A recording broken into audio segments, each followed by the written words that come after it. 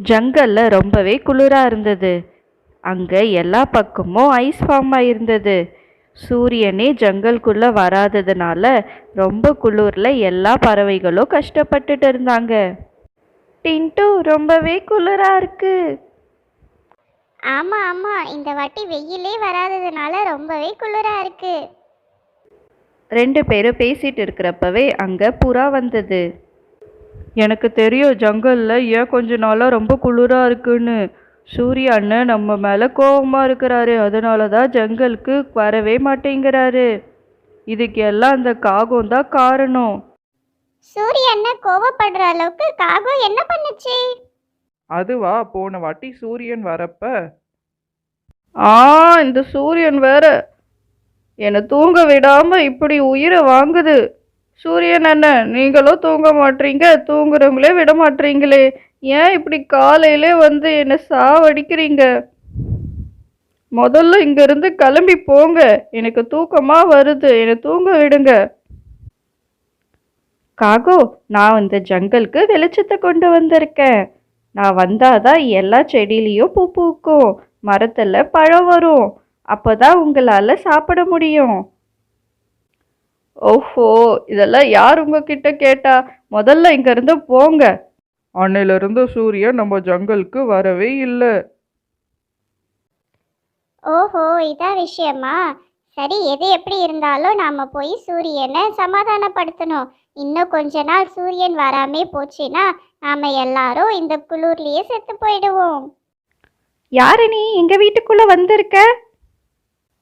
அட கௌரி, நான் தான் ராமுக்காக வந்திருக்கேன், உன்னோட புருஷன். போய் சொல்லிட்டு இருக்கியா? நீ யாருன்னு எனக்கு தெரியல, என் புருஷன்னு சொல்ற. கௌரிக்காகோ ராமுக்காகத்தை நல்லா போட்டு அடிச்சது. ராமுக்காகோ அங்கிருந்து பயந்து ஓடி வந்துடுச்சு.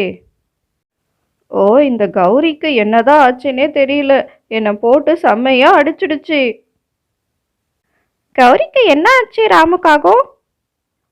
அதுதான் எனக்கும் புரியவே மாட்டேங்குது, என்ன ஆச்சுன்னே தெரியல, என்னை போட்டு போட்டு அடிக்குது.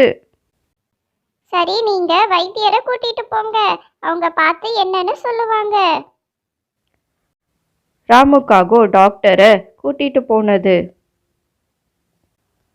டாக்டர் கௌரியை பார்த்துட்டு, இவங்களுக்கு பெருசா எந்த பிரச்சனையும் இல்லை, வெயில் இல்லாதனால இவங்க இப்படி பிஹேவ் பண்றாங்க. வெயில் இவங்க மேல பட்டா ஆட்டோமேட்டிக்கா இவங்களுக்கு சரியா போயிடும். இது எல்லாம் என்னாலதான் வந்தது. நான் மட்டும் அன்னைக்கு சூரியனை திட்டாம இருந்திருந்தா இதெல்லாம் நடந்தே இருக்காது. நான் போய் சூரியன் கிட்ட மன்னிப்பு கேட்டுட்டு கூட்டிட்டு வரேன். ஆனா சூரியனை நாம எங்க போய் பார்க்கறது? சரி, நானும் குருவியும் தேடி போறோம். குருவியும் காகமும் சூரியனை தேடி கிளம்புனாங்க. சூரியனை தேடி ரொம்ப தூரம் பறந்து போயிட்டே இருந்தாங்க.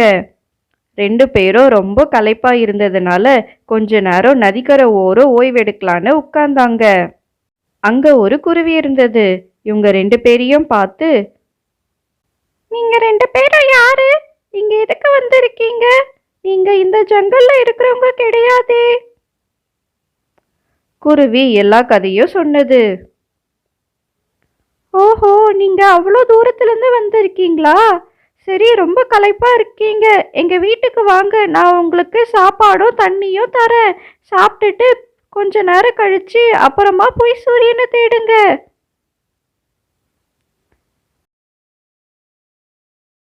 குருவியும் காகமும் ரொம்ப சந்தோஷமா அவங்க வீட்டுக்கு போய் சாப்பிட்டாங்க. சரி காகோ, ரொம்ப நேரம் ஆயிடுச்சு, வா நாம போய் சூரியனை தேடுவோம். சூரியன் இந்த நதியில லாஸ்டா போனா அங்கதான் ஓய்வு எடுத்துட்டு இருப்பாரு. நீங்க அங்க போய் சூரியனை பாருங்க. ஓ அப்படியா, ரொம்ப நன்றிங்க. ரெண்டு பேரும் மறுபடியும் சூரியனை பார்க்க புறப்பட்டாங்க. ஒரு வழியா சூரியன் இருக்கிற இடத்துக்கு ரெண்டு பேரும் போயிட்டாங்க. சூரியன் இவங்கள பார்த்ததும் ரொம்ப கோவமா, காகோ, நீ எதுக்கு இங்க வந்திருக்க? என்ன வேணும் உனக்கு? என்னை மன்னிச்சிடு சூரியன், நான் அன்னைக்கு அப்படி உங்களை பேசியிருக்க கூடாது. எனக்கு உங்களோட அருமை என்னன்னு இப்போ நல்லா புரிஞ்சிடுச்சு. நீங்க வராததுனால ஜங்கல்ல எல்லாரும் ரொம்ப கஷ்டப்படுறாங்க. என் மனைவி கூட பைத்தியமா ஆயிட்டா. நீங்க வந்தீங்கன்னா எல்லாரும் பழைய நிலைமைக்கு வந்துருவாங்க. ப்ளீஸ் அண்ணன், நீங்க எனக்கு என்ன தண்டனை வேணாலும் கொடுங்க, நான் அதை ஏத்துக்கிறேன். ஆனா தயவு செய்து எங்க ஜங்கலுக்கு வாங்க. சூரியன் இதை கேட்டதும் அவங்க 2 பேரையும் கூட்டிட்டு ஜங்கலுக்கு போனது. அடுத்த நாள் காலையில சூரியன் வந்தது. ஜங்கல்ல எல்லாரும் ரொம்ப சந்தோஷப்பட்டாங்க.